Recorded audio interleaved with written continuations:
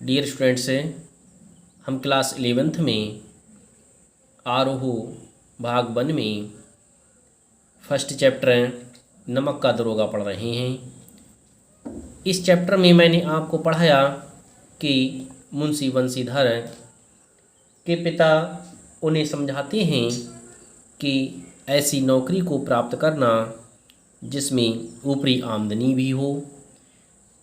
इस तरह से वह उसे समझाते हुए कहते हैं कि मासिक वेतन तो पूर्णमासी का चांद होता है जो एक दिन दिखाई देता है और घटते घटते लुप्त हो जाता है, परंतु ऊपरी आय एक बहता हुआ स्रोत होता है जिससे सदैव प्यास बुझती है।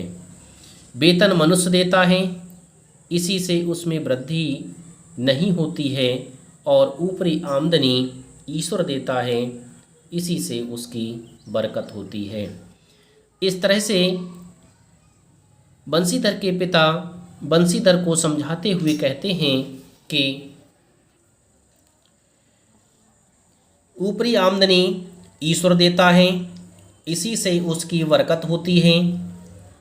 तुम स्वयं विद्वान हो, तुम्हें क्या समझाऊं।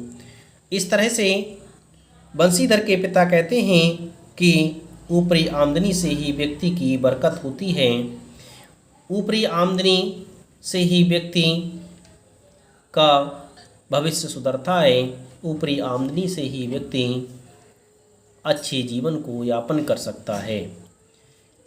वे कहते हैं कि इस विषय में विवेक की बड़ी आवश्यकता होती है। मनुष्य को देखो, उसकी आवश्यकता को देखो और अवसर को देखो, उसके उपरांत जो उचित समझो करो।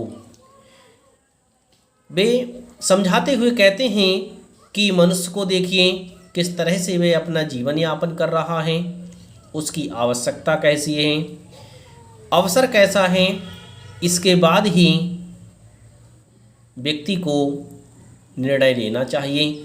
तुम्हें भी यहाँ पर विचार करना चाहिए कि तुम्हारी आवश्यकता क्या है, तुम्हारा अवसर क्या है, उसी के अनुसार जो जैसा समझो वैसा निर्णय करो। गरज वाले आदमी के साथ कठोरता करने से लाभ ही लाभ है, लेकिन बेगरज को दांव पर पाना जरा कठिन है। इन बातों को निगाह में बांध लो, यह मेरी जन्म भर की कमाई है। इस तरह से बंसीधर को समझाते हुए वे कहते हैं कि जो गरज वाला होता है, कुछ ऐसे व्यक्ति होते हैं जिन्हें बहुत अधिक आवश्यकता होती है, तो ऐसे व्यक्ति ही ऊपरी कमाई कराते हैं, ऐसे व्यक्ति ही रिश्वत लेते हैं, और ऐसे व्यक्तियों से हमें रिश्वत ले लेनी चाहिए, क्योंकि यह मेरी जन्म भर की कमाई है।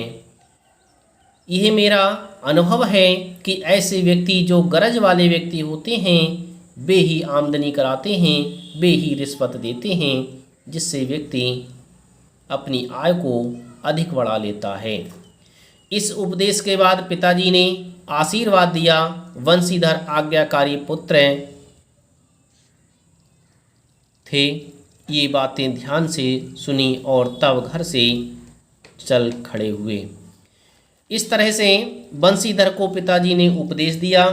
बंसीधर बहुत ही आज्ञाकारी पुत्र थे। ये सब बातें अच्छी तरह से सुनने के बाद वह नौकरी की तलाश में निकल पड़े।